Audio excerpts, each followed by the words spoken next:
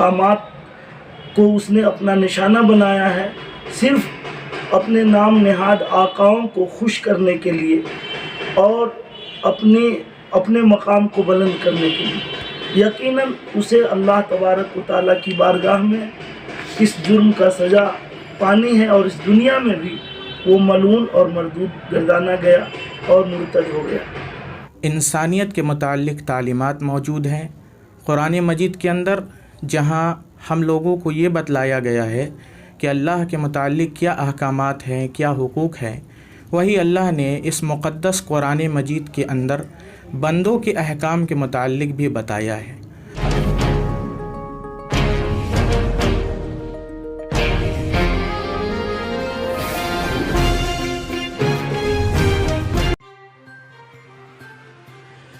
गुज़िश्ता दिनों वसीम रिजवी ने कुरान शरीफ के 26 आयत को हटाने के लिए कोर्ट में अपील की थी।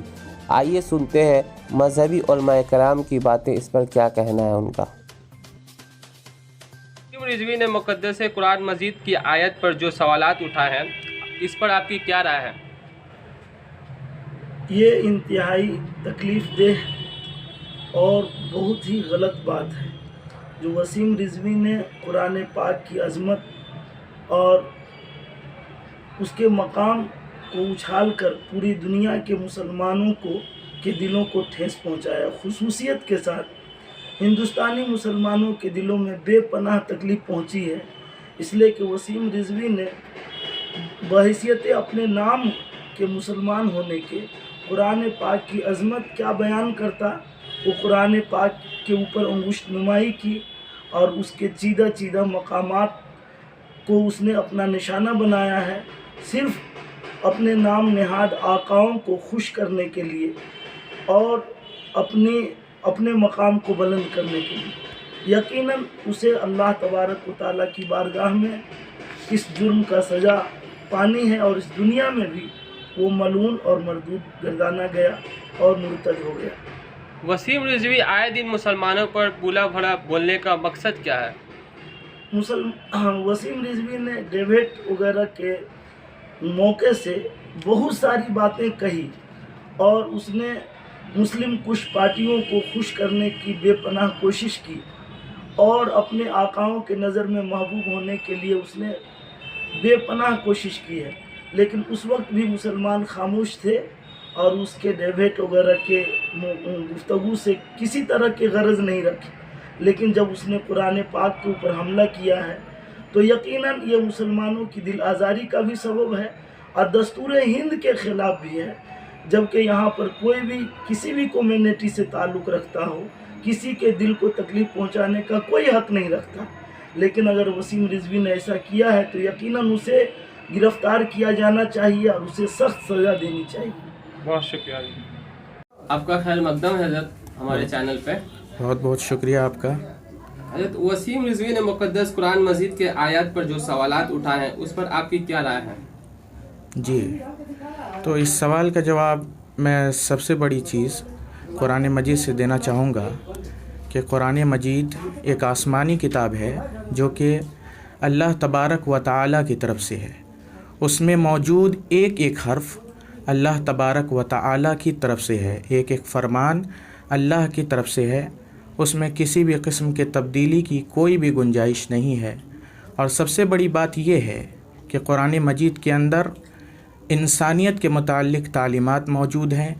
कुरान मजीद के अंदर जहाँ हम लोगों को ये बतलाया गया है कि अल्लाह के मुताल्लिक़ क्या अहकामात हैं, क्या हुकूक हैं, वही अल्लाह ने इस मुक़द्दस कुरान मजीद के अंदर बंदों के अहकाम के मुताल्लिक़ भी बताया है।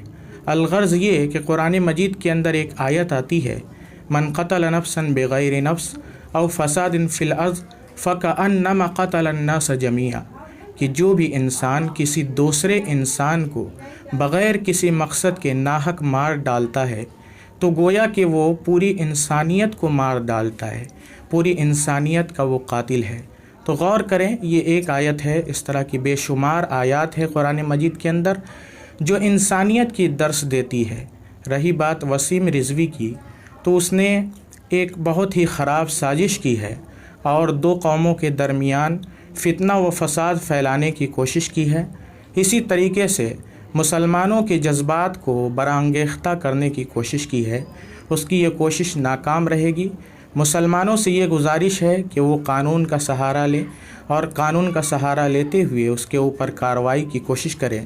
ساتھ ہی ہم ہندوستانی کورٹ سے یہ گزارش کریں گے کہ وسیم رضوی نے جس طرح دو قوم کے درمیان فتنہ اور فساد برپا کرنے کی کوشش کی ہے اور ایک قوم کے مذہبی جذبات کو برانگیختہ کرنے کی کوشش کی ہے، تو ہم کورٹ سے یہ مانگ کرتے ہیں کہ جلد سے جلد اس پر سخت کارروائی ہو تاکہ وہ آئندہ اس طرح کے جملے، اس طرح کے بیانات اور مسلمانوں کے جذبات کو برانگیختہ کرنے سے بچے۔ آخری سوال حضرت، امت مسلمہ کو آپ کیا پیغام دینا چاہیں گے وسیم رضوی کی اس حرکت پر؟